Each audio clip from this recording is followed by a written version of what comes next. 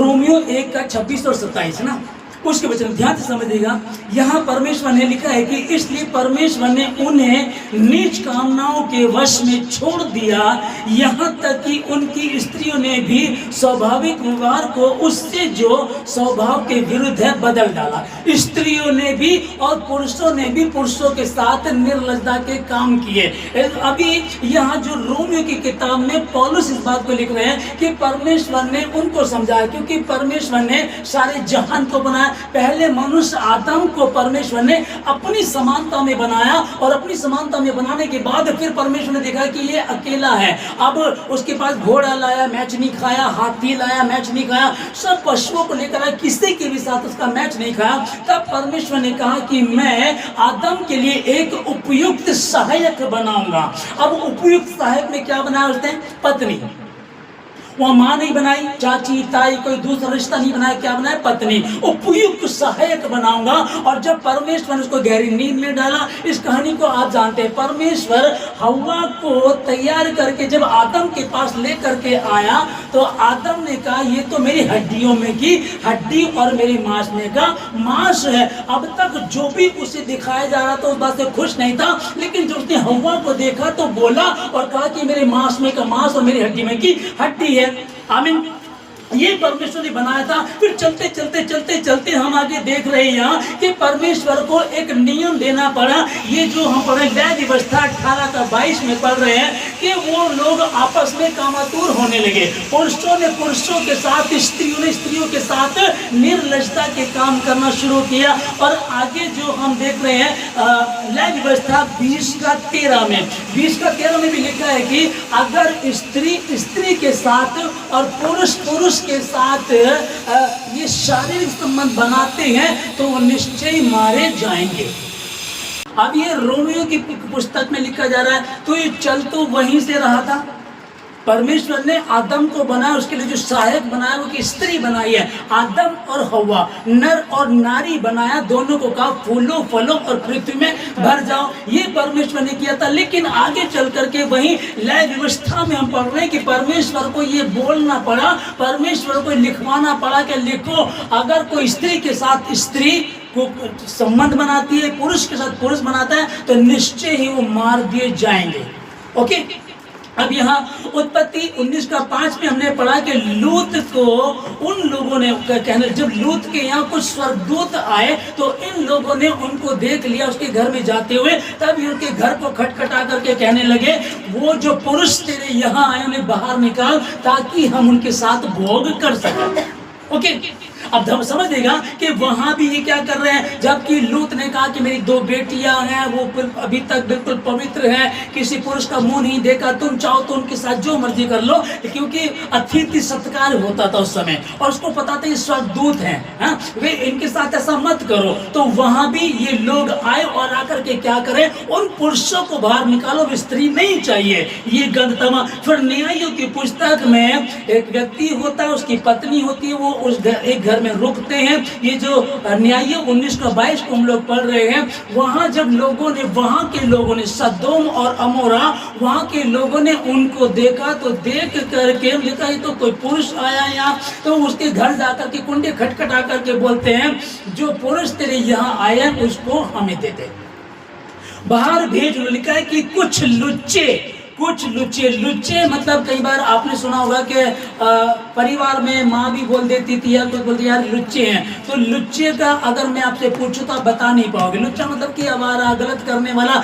लेकिन लुच्चे यहाँ किसको कहा गया? वे लुच्चे, कुछ लुच्चे आए जो पुरुषों के साथ संबंध बनाया करते थे। कुछ लुच्चे आकर के नूह के घर कुंडी खटखटाने लगे।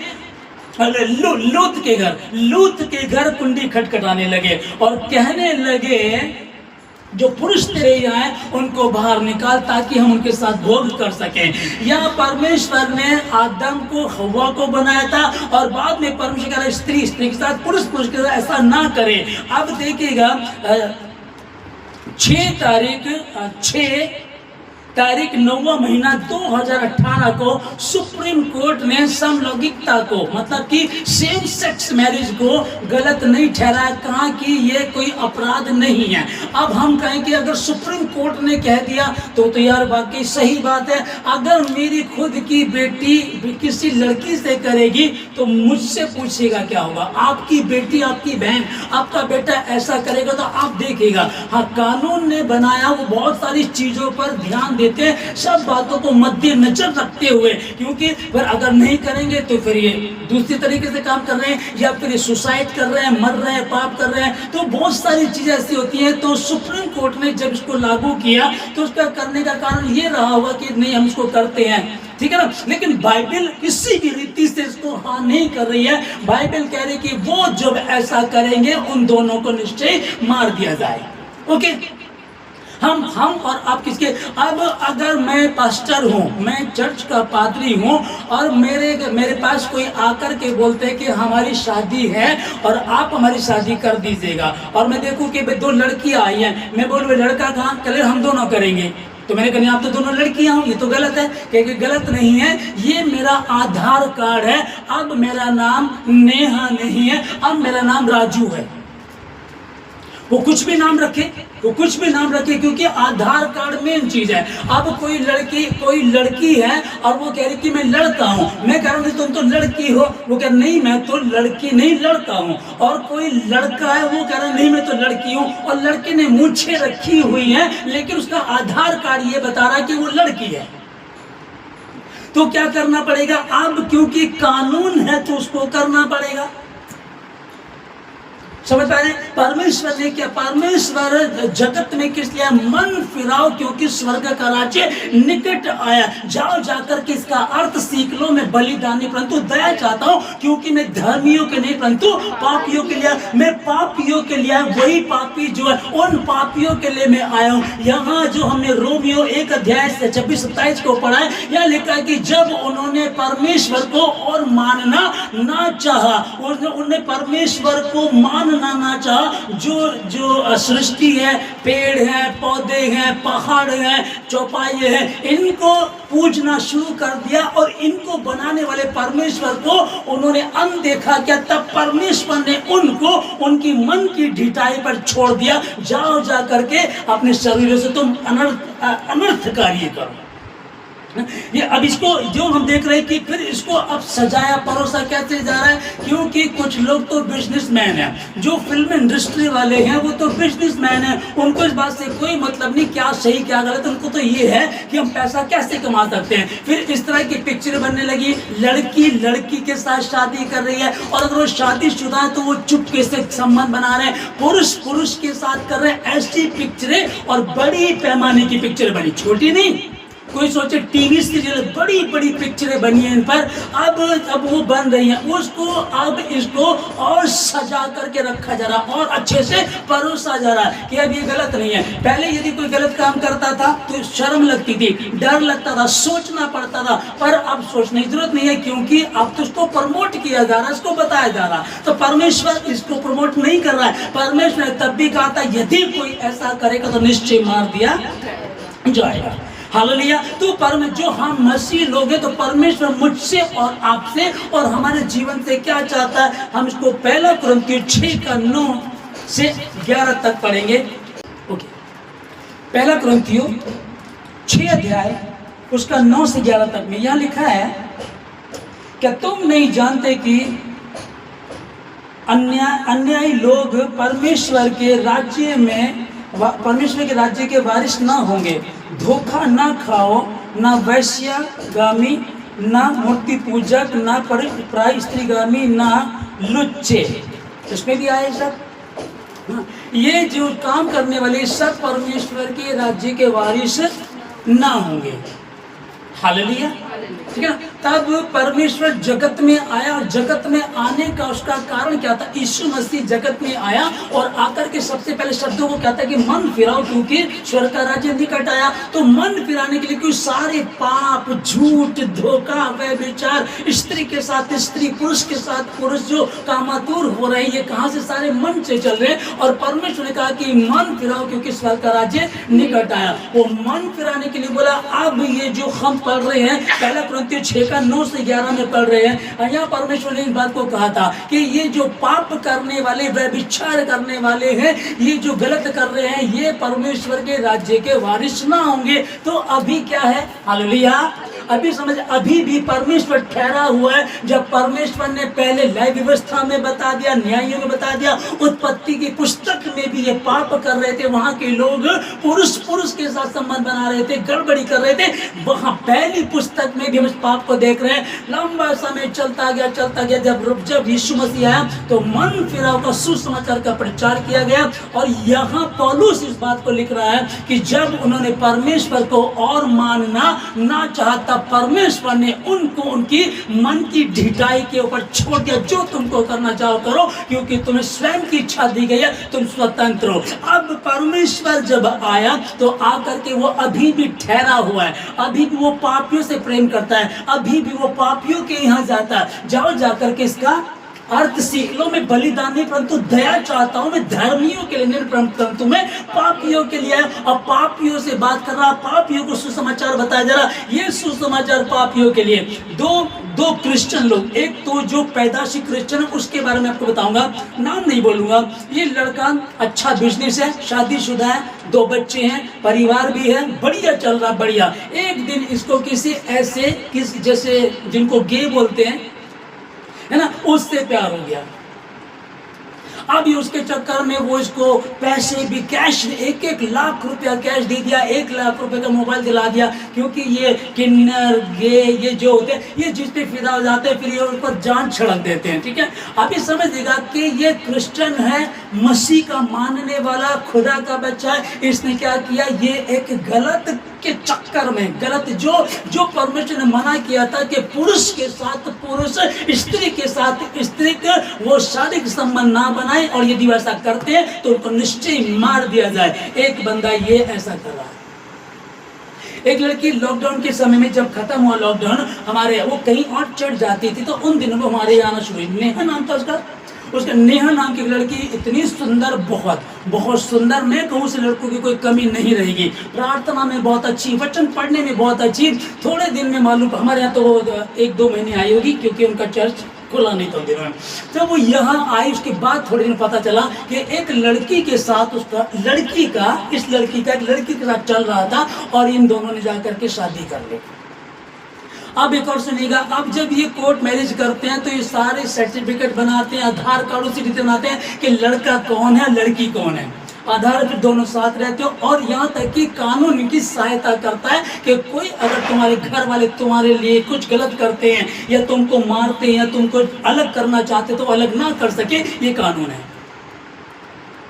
अगर मेरी खुद की बहन, मेरी खुद की बेटी ऐसा करेगी और वो किसी के साथ चली गई तो मैं कुछ नहीं कर सकता, क्योंकि ये कानून है। अब उसकी उम्र इतनी हो गई कि वो बालिग है, वो अपने निर्णय खुद ले सकती है, वो अपने निर्णय खुद ले सकता है। अब बताइएगा आपके, मैं कानून को गलत नहीं कह रहा हूँ, कानून के जो सिस्टम है उसमें गलत नहीं कह रहा हूँ। सुप्रीम कोर्ट ने 6 तारीख 9वें महीने 2018 को समलैंगिकता को सही ठहराया। ये पाप नहीं है, ये ठीक है।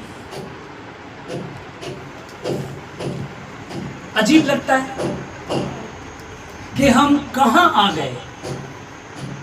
इसलिए शुभ समाचार प्रचार करो, जाओ लोगों को बताओ ताकि वो सत्य को जाने और स्वतंत्र हो जाए। एक मसीह को मानने वाली लड़की, उसने एक लड़की से ही शादी कर ली। एक लड़का शादीशुदा, बच्चे, परिवार सब कुछ खुशहाल है। ये किसी गे के किन्नर के चक्कर में, ये उसके चक्कर में फंस गया और सालों तक इसका चल रहा था। अभी का मुझे पता नहीं है। आप ये देखिएगा, ये कौन लोग थे दोनों? ये परमेश्वर के मानने वाले।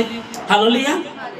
अब परमेश्वर ने जो हमको बनाया, जो आदम को बनाया, किस लिए बनाया? परमेश्वर ने बनाया हम उसकी आराधना करें, उसकी महिमा को करें। हम नमक हैं, हम पृथ्वी का नमक हैं। नमक दूसरे लोगों को जो नमकीन नहीं, जिनका नमकपन खत्म हो गया, उनको नमकीन करते हैं। तुम जगत की ज्योति हो, अब ज्योति ही अंधकार हो जाएगी। तो कोई कहने लगे ये लड़की से शादी कर ली, क्रिश्चियन थी है। अमेरिका में तो बहुत ज़्यादा होता है, अमेरिका को तो ज़्यादा माना जाता है कि अमेरिका तो ज़्यादा क्रिश्चियन है, वहाँ के लोग तो सारे ईसाई है, वहाँ तो करते हैं लड़की से लड़की, लड़के से लड़का, वहाँ तो चल रहा है। तो कहाँ चल रहा है मैं उसके लिए नहीं बोल रहा हूँ, मैं ये कह रहा हूँ कि बाइबल क्या कह रही है। बाइबल इसको घिनौना काम बता रही है, ये पाप है, ये नहीं करना है, और अगर कोई ऐसा करेगा तो निश्चय मार डाला जाएगा। पहला थिस्सलुनीकियों 4:7 और 8 पढ़ेंगे। यहाँ लिखा है कि क्योंकि परमेश्वर ने हमें अशुद्ध होने के लिए नहीं परंतु पवित्र होने के लिए बुलाया है। आमीन। अब परमेश्वर ने किस लिए बुलाया? पापी तो थे, झूठ में थे, धोखे में थे, गड़बड़ी गंद मचाते थे, गलत काम किया करते थे, सत्य को जाना स्वतंत्र हुए। यहाँ लिखा है कि क्योंकि परमेश्वर ने हमें अशुद्ध होने के लिए नहीं परंतु पवित्र होने के लिए बुलाया। और 8 में लिखा, इस कारण जो इसे तुच्छ जानता वह मनुष्य को नहीं परंतु परमेश्वर को तुच्छ जानता है। अगर वो क्रिश्चियन लड़की होकर लड़की से शादी करी तो किसको तुच्छ जाना? परमेश्वर को। उसके बनाए हुए नियम को तोड़ करके गलत रीति से किसको तुच्छ जाना? परमेश्वर को। वो लड़का जो क्रिश्चियन है, शादीशुदा है, पत्नी है, बच्चे हैं, परिवार है, करो कारोबार, सब कुछ बढ़िया, उसके बाद भी वो एक पुरुष के साथ, किन्नर के साथ, लेकिन है तो गलत ना, वो भी गलत कर रहा है, तो उसने किसको तुच्छ जाना? परमेश्वर को तुच्छ जानता है जो अपना पवित्र आत्मा तुम्हें देता है। आमीन, हालेलुया। जो अपना पवित्र आत्मा तुम्हें देता, तुमने ऐसा गलत काम करके किसको तुच्छ जाना? परमेश्वर को तुच्छ जाना। परमेश्वर ने एक भली रीति से अपनी समानता में आदम को बनाया। आदम को बनाने के बाद उसके लिए एक उपयुक्त सहायक बनाया, अर्थात स्त्री। ये सिस्टम है, ये तरीका है, ये जचता है, इसमें अच्छा भी लगता है, सुकून भी है, ये एक मन को भी, अगर हम कई बार करें कि यार क्या ये ठीक है, अब देख लीजिए कि क्या ठीक है क्या गलत है, और कहाँ सम्मान है, कहाँ आप अपमानित होते हैं। तो परमेश्वर ने तो हमको इसलिए बुलाया था, अब हमको जो पवित्र आत्मा दिया गया है उसको हमने तुच्छ जाना, उस परमेश्वर ने तुच्छ जाना। क्या करके? जो स्वाभाविक है उसको स्वभाव के विरुद्ध बदल डाला। स्त्रियों ने स्त्रियों के साथ और पुरुषों ने पुरुषों के साथ गलत काम किया है, इसलिए परमेश्वर ने उनको उनके मन की ढिठाई पर छोड़ दिया। जाओ, जब तुम सुनते नहीं, मानते नहीं हो, तो भी स्वयं की इच्छा दी है। और अभी भी वक्त है, अगर ऐसा कोई है, ये दो नाम मैंने बताया, एक लड़का एक लड़की, क्रिश्चियन फैमिली के लोग हैं। 2 नाम मैंने बताया, नाम नहीं मतलब 2 कहानी मैंने आपको बताई है। जिनको हम नहीं जानते ऐसे कितने ही होंगे, जिनकी बात खुली नहीं, क्योंकि तो बंद कमरे की बातें, हमें क्या पता रहेगा इस बात का, है ना। तो अगर कोई ऐसा है तो अभी भी वक्त है, परमेश्वर ठहरा हुआ है, परमेश्वर अभी भी बात कर रहा है। आओ हम आपस में वाद विवाद करें। हालेलुया। पहला कुरिन्थियों 6:19 और 20।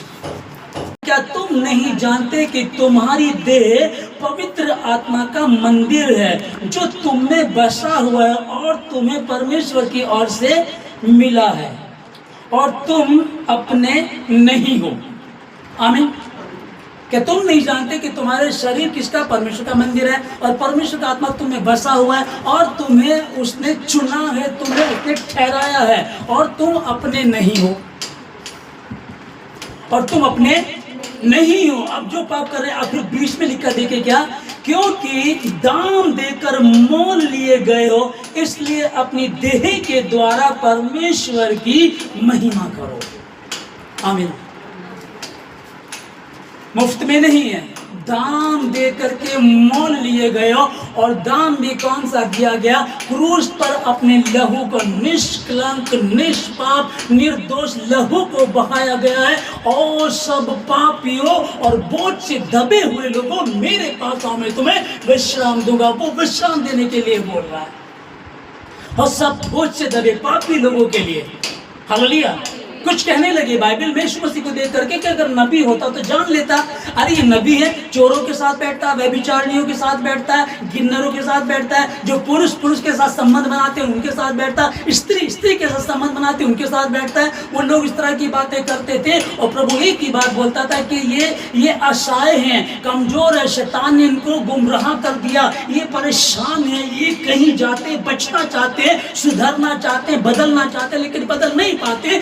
इसलिए प्रभु की दृष्टि किसी पर नहीं, वो गुल्लर के पेड़ पर बैठे हुए जक्कई पर होती, जक्कई झट नीचे उतरा, क्योंकि आज मुझे तेरे घर में उतरना जरूरी है। इसी प्रकार से जो पापी लोग हैं, जो गलत कर रहे हैं, गुनाह कर रहे हैं, जितने ऑनलाइन समय सुन रहे हैं, अगर आपको किसी को लग रहा है कि मैं ऐसा हूं, या मेरे रिश्तेदार में कोई, मेरे दोस्तों में, या मेरी गली में कोई ऐसा है, उसे बताओ कि परमेश्वर ने तुम्हें किस लिए चुना है। अपनी देह के द्वारा परमेश्वर की महिमा करो, क्योंकि तुम अपने नहीं हो, मोल दे करके खरीदे गए हो, तुम्हारे लिए बेशकीमती लहू बहाया गया है। हालेलुया। बेशकीमती, जिसकी कीमत कोई अदा नहीं कर सकता। धन चांदी सोना, दुनिया के डॉलर करेंसी, सारे के सारे एक तरफ रख दो और दूसरी तरफ यीशु मसीह का एक लहू का कतरा उसको खरीद नहीं सकता। ये लहू का कतरा पापियों के लिए, विश्वास करने वालों के लिए मुफ्त में है, आपके लिए। जितने इस समय सुनते, ये लेग व्यवस्था 18 का 23 को हम लोगों ने पढ़ा, ठीक है ना। इसमें क्या लिखा है? किसी जाति के पशु के साथ पशु गमन करके तो अशुद्ध ना हो जाना, ओके।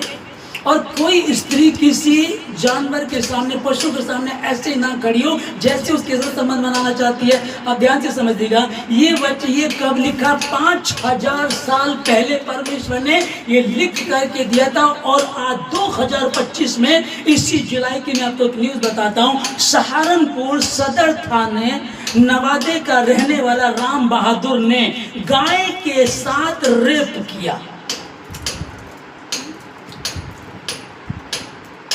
ध्यान से समझिएगा, ये है 13 जुलाई 2025।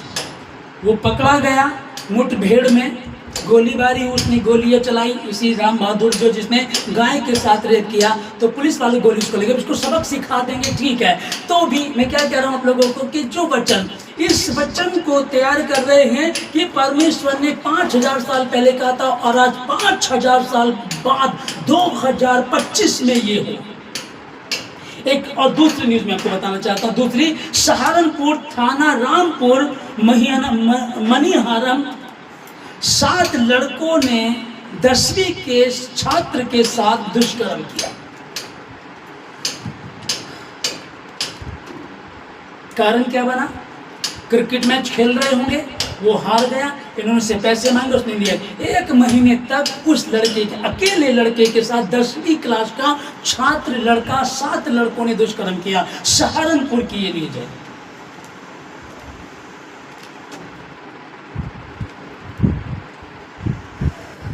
परमेश्वर ने, अब कई बार पता है क्या होता है, बहुत लोगों को हम कहते हैं पुराना नियम पढ़ो, अरे वो 5000 साल पहले की पुस्तक पढ़ करके मैं क्या करूंगा, ये करना। जब हमको पता लगे कि परमेश्वर ने कहा ये पाप है, मेरी बहन ये पाप है, मेरे भाई ये गुनाह है, परमेश्वर कहता निश्चय मार दिए जाएं। मैं प्रभु का धन्यवाद देता हूँ कि आज हम और आप अनुग्रह में हैं, और अनुग्रहकारी परमेश्वर ठहरा हुआ है। तुम्हारे पाप चाहे लाल रंग ही के क्यों ना, कैसे भी गुनाह तुमने क्यों ना किया, तुम्हारा परमेश्वर तुम्हें क्षमा कर देगा। आओ हम आपस में वाद विवाद करें। आज अनुग्रह के समय में कोई ऑनलाइन जो सुन रहे हैं, अगर कोई ऐसा है, कोई आसपास तुम्हारे ऐसा है, तो मैं कहना चाहता हूं आप उसे बताइएगा कि परमेश्वर ने कहा माफी मांगो, तौबा करो, परमेश्वर के समीप जाओ, यीशु मसीह को अपना उद्धार करता मानो, और देखो प्रभु कैसे तुम्हारे गुनाहों को माफ कर देगा। वरना तो फिर नरक में ही जाएंगे। यहाँ भी नरक, यहाँ शायद स्वर्ग लग रहा हो तुमको, अच्छा लग रहा हो, पाप करने वालों को लगता है उनको कि हमारे लिए तो अच्छा, लेकिन अगर ऐसा तो अब समझ लीजिएगा, ओके। अब ये इसको समझ लीजिएगा कि हम कैसे बचेंगे। जो रिकॉर्डिंग क्राइम होता है, मतलब कि न्यूज होती है, तो उसमें मैं बताऊं आपको 20 फरवरी 2024 को 8 साल का शियांशु, 8 साल का बेटे को उसकी माँ ने उसको 21 बार चाकुओं से मारा। कारण क्या था? उस 8 साल के लड़के ने अपनी माँ को सहेली के साथ ऐसी आपत्तिजनक हालत में देख लिया था। उसने अपने 8 साल के बच्चे को मारा। ये क्या है? स्त्री के साथ स्त्रियों ने स्वाभाविक रीति काम को छोड़ करके वो कर डाला जो गलत है, जो स्वभाव के विरुद्ध में है। ये मैं आपको 2024 की है, और ये जुलाई के महीने की मैंने एक 13 जुलाई की बताई आपको और एक 22 जुलाई की बताई। आज हम 27 जुलाई में हैं। आप बताइए तो परमेश्वर क्या गया? अभी भी आप सुनेगा, इसने अपने बेटे को मार दिया, अब ये पकड़ गए, क्या करेंगे? आता उम्र जेल जाए, ये भी और वो दूसरे वाले भी, ये अब जेल काटेंगे। 7 लड़कों ने एक लड़के के साथ दुष्कर्म करते रहे, अब वो सारे के सारे जेल जाएंगे। ओके, उनकी वहां कटेगी। जिस लड़के के साथ हुआ वो क्या मुंह दिखाएगा, क्या बेचारा जिंदगी को जिएगा। ओके, फिर जिसने गाय के साथ दुष्कर्म किया, अब उसको समझेगा उसका क्या जीवन है। पहले तो पैर में गोली मार दी, और ऐसे बंदे को तो पता नहीं कितनी बुरी हालत की जाएगी उसकी। शैतान बड़े क्रोध के साथ जमीन पर उतर आया है, क्योंकि जानता उसका समय थोड़ा है, इसलिए हम अलर्ट रहे। और ध्यान रखिएगा, यीशु मसीह ने बहुत अच्छी बात कही चेलों से। यीशु मसीह ने कहा, जागते रहो, प्रार्थना करते रहो कि तुम परीक्षा में ना पड़ जाओ। आत्मा, जो हमारी आत्मा, वो तो तैयार है, तो शरीर दुर्बल है, शरीर मांगता नया कुछ। अरे इसमें देखिए क्या होता है, इसमें देखिए क्या होता है, ऐसा करने से क्या होता है, ऐसा करने से क्या होता है। आपने बैंक लूटने की सोची, बैंक लूटेंगे, फिर गाड़ी होंगी, ऐशो आराम होगा, लेकिन आप पकड़े गए, ताउम्र जेल गए ना। अब शैतान तो लगा हुआ है, वो बैठता नहीं, वो अपने काम में लगा हुआ। मैं आप लोगों को बताना चाहता हूँ कि परमेश्वर ने जगत से ऐसा प्रेम किया कि उसने अपने इकलौता बेटा यीशु मसीह दे दिया, ताकि जो कोई उस पर विश्वास करे वो नाश न परंतु अनंत जीवन पाए। वो अनंत जीवन देने के लिए आया, और मैं और आप, हम उस अनंत जीवन देने वाले उद्धारकर्ता यीशु मसीह के समीप बैठे हैं, और वो यीशु मसीह मुझसे और आपसे प्यार करते हैं। हालेलुया। अब उसने मुझे और आपको कहा, जाओ जा करके पृथ्वी के सब लोगों को सुसमाचार प्रचार करो। देखो लोग पाप में है, गुनाह में है, झूठ में है, गड़बड़ी के काम कर रहे हैं, उनको नहीं पता इसका क्या होगा। अब प्रार्थना करो, जिस देश में तू रहेगा ना कोई बांझ होगी, ना किसी का गर्भ गिरेगा। तो दूसरी बात ये कि जिस देश में तू रहेगा ना कोई किन्नर होगा, ना कोई गे होगा, ना कोई स्त्री स्त्री के साथ को कर्म करने वाली होगी, ना कोई पुरुष पुरुष के साथ को कर्म करने वाला होगा। जहां तू रहेगा, तेरे द्वारा वो बरकतें लोगों तक ट्रांसफर हो जाएंगी। तुम पृथ्वी का नमक हो, तुम जगत की ज्योति हो, और जब तुम जगत की ज्योति हो तो खुदावन। हालेलुया, हालेलुया, है ना। तो परमेश्वर ने जगत से ऐसा प्रेम किया कि उसने अपना इकलौता बेटा यीशु मसीह मरने के लिए दे दे, ताकि जो कोई उस पर विश्वास करे वो नाश ना परंतु अनंत जीवन पाए। और यूहन्ना 3:16 पता है, 17 में लिखा, परमेश्वर ने अपने पुत्र को जगत में इसलिए नहीं भेजा कि उनको दंड की आज्ञा दे। तू तो दुष्कर्म करती थी, तू तो उस स्त्री के साथ ऐसा करती थी, तू तो उस पुरुष के साथ ऐसा करता था, लोग कहेंगे, लोग नहीं छोड़ेंगे। कभी भी आपके कोई कितने सगे क्यों ना हो, जिस दिन लड़ाई हो जाती है उस दिन मुंह खुल जाता है। पत्नी पति के विरोध में बोलती है, पति पत्नी के विरोध में बोलता है, तू तो ऐसी थी, है तू तो ऐसा था। आज भी ऐसा है, और मसीहों में भी ऐसा है। तो जाओ, क्या करना है बताओ, प्रार्थना करो, प्रार्थना करो, परमेश्वर तेरा राज्य आए। ये प्रार्थना सिखाई थी यीशु मसीह ने मुझे और आपको, अपने चेलों को। इस रीति से प्रार्थना करो, हे परमेश्वर, जैसी तेरी इच्छा स्वर्ग में पूरी होती वैसे धरती पर भी होता है। हमारा प्रतिदिन का आहार आज हमें दे, और हमारे अपराध हमें क्षमा कर, जिस प्रकार हमने अपने अपराधियों को क्षमा किया। और हमें परीक्षा में ना ला, परंतु बुराइयों से बचा, क्योंकि राज्य और पराक्रम और महिमा सदा तेरे ही हैं। सेनाओं की यहोवा, इस प्रार्थना को आपको देते, प्रार्थना मसीह यीशु के नाम से मांगते हैं, आमीन। मेरा परमेश्वर, आपका परमेश्वर, वो मुझे बचाने के लिए क्रूस पर मरता है, वो मुझे धनी बनाने के लिए निर्धन बन गया। मेरे गुनाहों को, मेरे व्यभिचार को, हमारे व्यभिचार को, हमारे गुनाहों को उसने अपने सर पर ले लिया, ताकि हमको वो सजा ना मिले। वो हमेशा हमेशा के लिए जो असली आग है, जो नर्क की आग है, जहां से कोई बचा नहीं सकता। धनी व्यक्ति कहने लगा, इब्राहिम पिता, इसको भेज, लाजर को ताकि एक उंगली पानी में डुबोए और ये मेरी जीभ पर लगाए, मुझे ठंडक मिले। कोई रास्ता नहीं है, ना तो उधर से कोई इधर आ सकता स्वर्ग में, और ना स्वर्ग से कोई नर्क जा सकता है। कोई सगे भाई को, अपनी पत्नी को, अपने परिवार को, अपनी माँ को, अपने बाप को, अपने बच्चों को बचाना चाहता नहीं हो सकता। ये जीते जी का खेल है। हाँ, बस वो डाकू बंधा हुआ था यीशु मसीह के साथ और कहने लगा, हे प्रभु, जब तेरा राज्य आए तो मेरी सुन लेना। आप लोग जितने ऑनलाइन सुन रहे हैं, किसी में ये बात है जो आज का वचन दिया गया, किसी में है कोई ऐसी गड़बड़ी कर रहा, कोई ऐसा पाप कर रहा, आप कहिए प्रभु मुझे अपने हाथों में ले, मुझे धो करके शुद्ध कर दे, मेरे जीवन से अपनी महिमा को ले, मैं घटूं आप बढ़े। हाँ प्रभु, हमारे साथ जो हो रहा है वो तो न्याय के तहत हो रहा है। हमने गुनाह किया, मैंने पाप किया, मैंने गुनाह किया, इसलिए मेरे साथ हो रहा, ठीक हो रहा है। परंतु यीशु मसीह तो ये जो क्रूस पर है ये तो निर्दोष है। हे प्रभु, जब तेरा राज्य आए तो मेरी, जब तेरा राज्य आए तो मेरी सुधि लेना। और यीशु मसीह ने क्या कहा, आज ही तो मेरे साथ स्वर्ग लोक में होगा। आमीन। पहली पुस्तक में, पैदाइश की पुस्तक में चल रहा है, वहाँ तक फिर आगे चलता रहा, फिर नए नियम में भी हमको बता दिया और आज भी हमने देखा है। तो इससे कोई आपको बचा नहीं सकता। मेरे अंदर ये भावना आती है, हूँ तो मैं लड़का, लड़की के साथ मुझे प्यार करना चाहिए, लेकिन मेरे अंदर ऐसा आता है कि मैं लड़का होकर लड़के के साथ ही प्यार करूँ। मैं हूँ तो लड़की मेरे, लेकिन मैं क्या करूँ, मेरे जो हार्मोन्स है, जो मेरी सोच है, लड़कों को देख करके मुझे कुछ होता नहीं, लड़कियों को देख कर ही होता है। अब मैं क्या करूँ, अच्छा मैं करना चाहता हूँ, मैं कर नहीं पाता, गलत मैं करना नहीं चाहती, मैं कर जाती हूँ। अब मुझे इस पाप से कौन छुड़ाएगा, जब हम पापी ही थे। ठीक समय पर मसीह पापियों के लिए मरा, और वो इसलिए नहीं मरा कि वो मरे और मर जाए, नहीं, वो मरा, मुर्दे जी उठे। और वो जब जब न्याय होगा तो जितने भी हैं, हे सब परिश्रम करने वाले और बोझ से दबे हुए लोगों, मेरे पास आओ, मैं तुम्हें विश्राम दूंगा। ये उसने कहा है, कहता कि परख कर देखो कि यहोवा कैसा भला है, परख करके देखो, उसके समीप आओ, मांगो, तौबा करो, कहो प्रभु मैं बदलना चाहती हूँ। आप उनके माता पिता से बात कीजिएगा जो ऐसा कर रहे हैं। जिस लड़की ने ऐसा किया उससे पूछ करके देखे थे परिवार से, और एक लड़के ने लड़के से शादी कर ली, एक लड़की ने लड़की से शादी कर ली। अब किसी परिवार में एक ही लड़का है और वो लड़का भी ऐसा निकल गया। अब क्या उनका वंश बढ़ेगा, क्या बच्चे होंगे?